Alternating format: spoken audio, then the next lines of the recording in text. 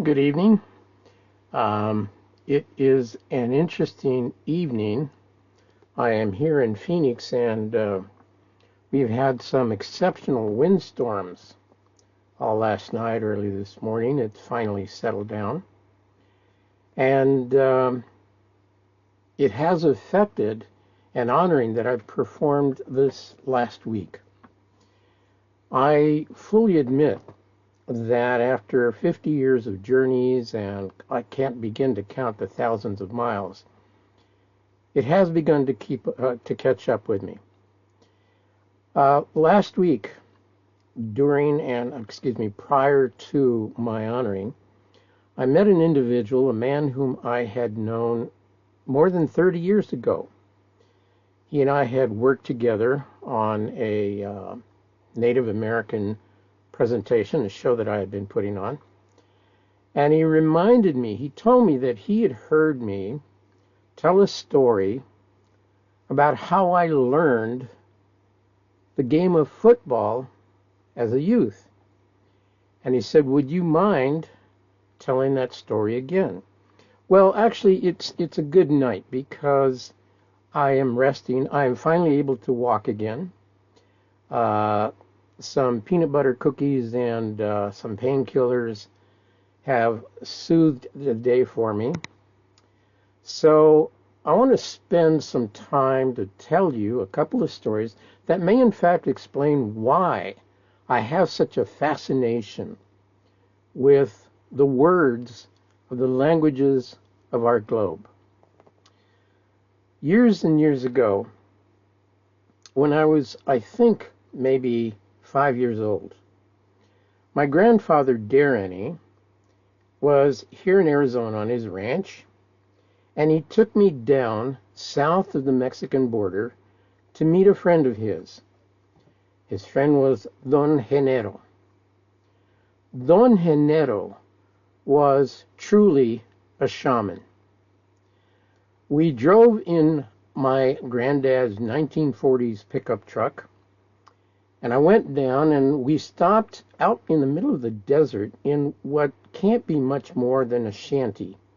Just a little wooden building, maybe a very small tool shed. When I got out of the truck, I walked around the building, followed my grandfather. And as I came around the corner, Ernie said, "Aquí está, Don Enero." And I looked and I didn't see anybody. And all of a sudden he said, "Buenas noches, mijo." And I turned around, and on the side of the shanty, on the wall,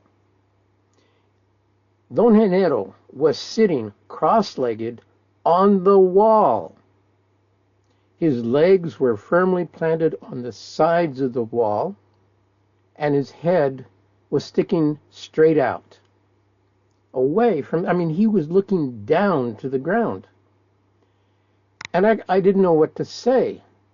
I don't even hardly remember anything that we said that happened on that day.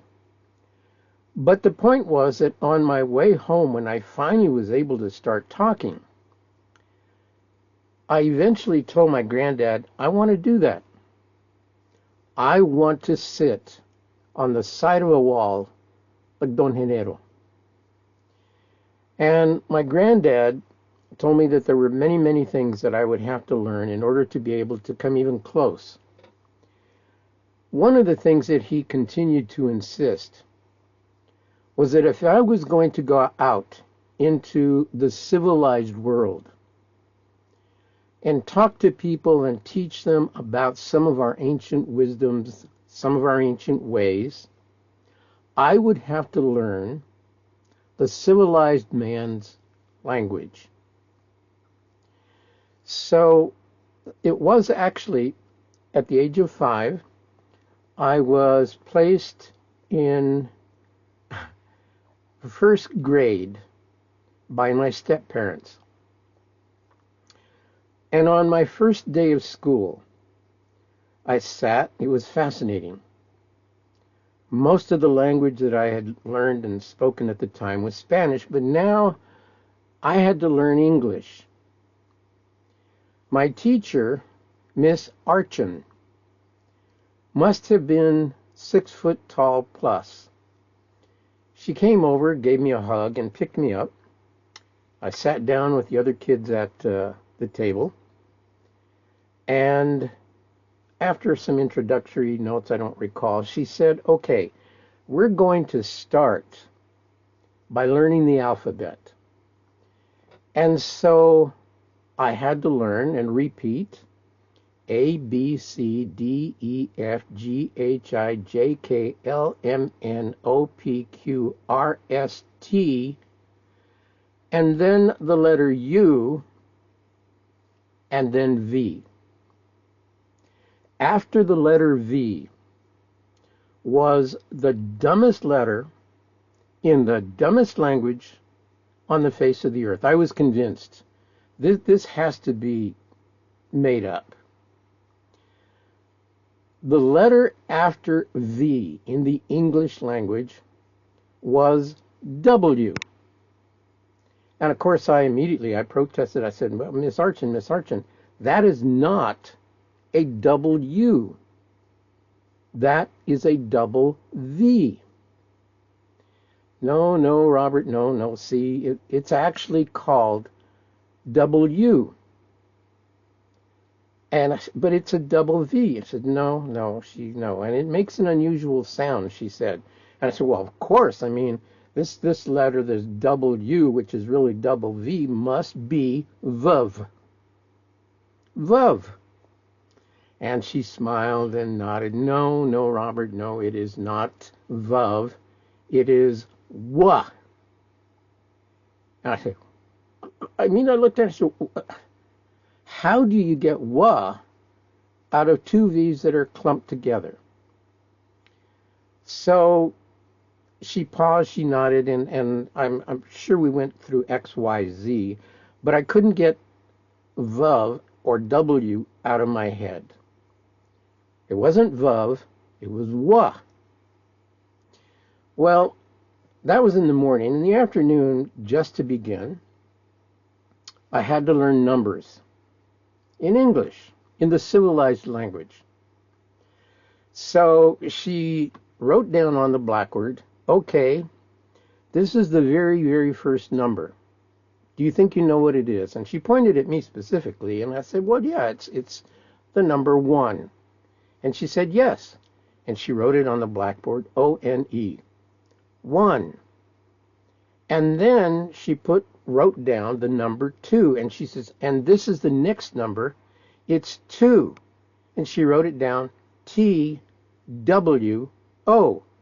And this time I stood up. I said, wait. O-N-E is 1. But there is no W in 1. The next number is 2, T-W-O. There's a W in 2, but you don't pronounce it. I said, wait a minute. 1 has no W, 2 has a W, but you don't pronounce it. No, well, and I think I summed up or the end of the day for Miss Archin. But there you go. My introduction to the English language with the letter W and the numbers 1 and 2. And I was it was something I had to learn. Well, I went back to my home with Ernie, Grandpa Ernie. I explained the situation, and he said, you know what, mijo, you don't understand. This is the way the civilized man works. You have to learn his language. Well, I don't know, maybe a few weeks later, as I was beginning to get used to the idea of the way the civilized man, his mind worked, I was out in the alleyway in our home, and I lived on the west side of the city, where it was not a high-end or even middle-income community. It was composed primarily of Native Americans and Native Africans. There were no other groups there. Well, I take that back. There was a community of Oriental people off to the side, but primarily Native American and Native African. And we had two young men, two boys, one 15, one 16, Jesse and Manny, and they sort of ran the neighborhood with all the kids. They told us what to do, what we couldn't do, etc. And Jesse and Manny were very interested in what I was learning out on the ranch with my granddad and the natives out there. And so they would include me, even though I was only maybe 5, maybe 6 at this time, but they would include me in order to get my opinion of what they were doing. So they were out in the alleyway, and I went and I joined them because on this particular day they had taken a garbage can, turned it upside down, and at this time, in this community, there was a dirt alleyway between the homes. This is where the garbage trucks would come through and they would pick up the garbage and that. Well, they were in the alleyway, all dirt. They turned a garbage can upside down. And a lot of what they did was to prove how tough they were. They were tough, strong. And on this day, they had gotten some firecrackers. They were maybe an inch long. And they got them from south of the border. We could get them easily. And they had put a bunch of firecrackers, these little firecrackers, on the top of the garbage can. Manny, who was the 16-year-old, the older brother, he always had cigarettes. And so he had a lit cigarette. And there were several other native boys, some Latin American boys in the neighborhood. And they were there watching as Jesse walked up to the garbage can. He picked up a firecracker, 1-inch tall firecracker. And he said, "Oh, watch, mira lo que voy a hacer." And he lit that firecracker and he wrapped his fist around it with a little fuse hanging out. It had a little long fuse. And we watched the fuse go up to the edge of the firecracker and boom! Smoke, pieces of paper came flying out of Jesse's hand, but he stayed steady. He stayed there. Smoke was coming off of his hand, bits of paper, but he never flinched. And all the other boys, most of these kids were close. I mean, they were teens. Whoa, mira, look up, what did he do? What did he do? And of course, I'm stunned. But that was Jesse. He was tough. So to prove how tough he really was, he took 2 firecrackers. And as he was wrapping the 2 fuses together, all of a sudden, walking up the alley, was this young man, I don't know, maybe 13 years old. But he was not Mex, he was not Latin, he was not Native American, he was not African, he was not Oriental, he was Caucasian, a gringo. This was my very, very first gringo in our neighborhood who I'd ever seen. Well, he came walking up, and Jesse and the other guys go, "Hey, mira, váyate, And he said, no, I want to see what you guys are doing. And apparently he knew some Spanish, and he managed to talk himself into being allowed to stay. So Jesse, to prove who was king of the neighborhood, Jesse walked over in front of, and this young man's name was Ernie. And he walked over to Ernie. He took 2 firecrackers, twisted the fuses together, lit it, put it in the fist of his hand, and the fuses, and at this point, I swear it must have taken minutes, because we watched the fuses spark, and all of a sudden they get down to the edge of Jesse's hand. Boom! Maybe the loudest explosion, fire and paper and smoke came flying out of his hand. Jesse never budged. He never flinched. He hung tall. And when the smoke cleared, Jesse was smiling, and he's looking at Ernie. Ernie, of course, has stepped back, and his eyes are open wide, and it's like, what in heck? And so there was some sort of a protest. It was back and forth and back, and I couldn't tell exactly what was going on. But Jesse kept trying to push Ernie away. The other kids would go away. You know, you don't fit here. You're not part of this group, so go away. But Ernie, he decided, no, he was going to show that he was tough, true. Now, I'm going to tell you a story that is absolutely true. And it was a momentous moment. I mean, it was a defining moment in my life. Ernie walked over to the garbage can. He picked up one firecracker, and all the kids and they were looking at him. And he picks up one. Jesse just did two. He picks up one, and we're going, oh, okay, it's over. You know, Jesse won. But Ernie took that one firecracker, and he lit the end of it.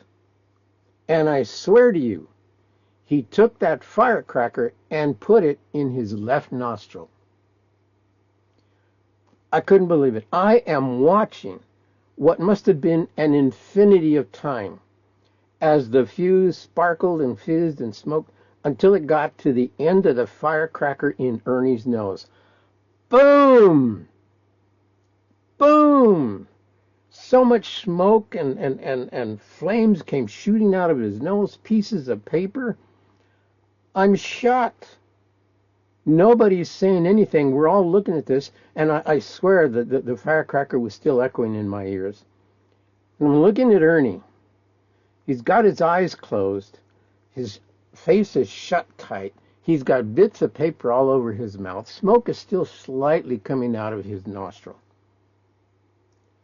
And he said, I don't feel so good.